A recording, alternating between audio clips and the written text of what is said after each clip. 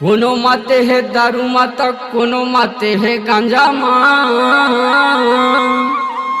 कोनो माते है गुटका माता, कोनो माते है हुक्का माँ, कोनो माते है रुपया माता, कोनो माते है पैसा माँ, कोनो माते है सच माता, कोनो माते है झूठ माँ। और तोर कृपा ले मोर गुरु बाबा, मैं माते हूँ तोरे नाम माँ।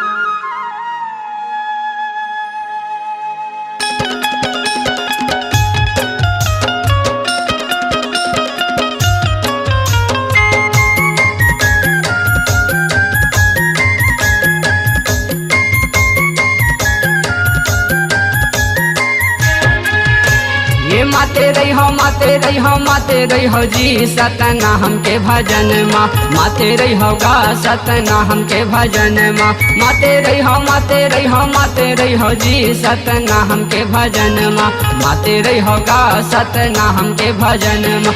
ना हमके भजन माँ सतना हमके भजन माँ, ना हमके भजन माँ सतना हमके भजन, ना हमके भजन माँ सतना हमके भजन माँ, ना हमके भजन माँ सतना हमके भजन माँ। माते रही हो, माते रही हो, माते रही हो जी सतना हमके भजन माँ, माते रही हो गा सतना हमके भजन माँ, माते रही हो, माते रही हो, माते रही हो जी सतना हमके भजन माँ, माते रही हो गा सतना हमके भजन माँ।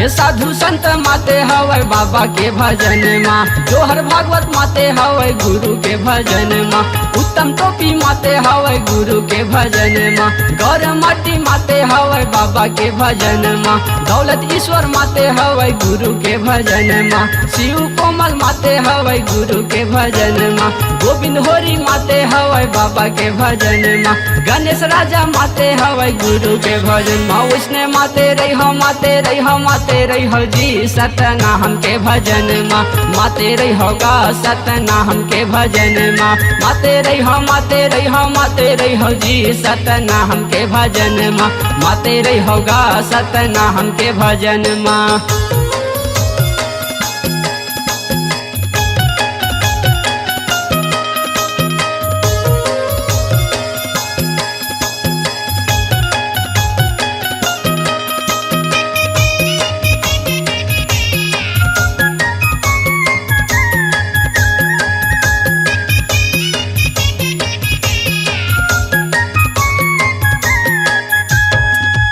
ये गोरे गोफे माते हवै बाबा के भजन माँ, अगर रवि माते हवै गुरु के भजन माँ, कृपाल अमृत माते हवै गुरु के भजन माँ, दीपक पावन माते हवै बाबा के भजन माँ, अमित खिलेश माते हवै गुरु के भजन माँ, पूरन लक्की माते हवै बाबा के भजन माँ, गोरे विराट माते हवै गुरु के भजन माँ, सूर्य अमर माते हवै बाबा के भजन माँ, वैष्णव माते रही हो, माते रही हो, माते रही हो जी सतना हमके भजन माँ, माते रही हो गा सतना हमके भजन माँ, माते रही हो, माते रही हो, माते रही हो जी सतना हमके भजन माँ, माते रही हो गा सतना हमके भजन माँ।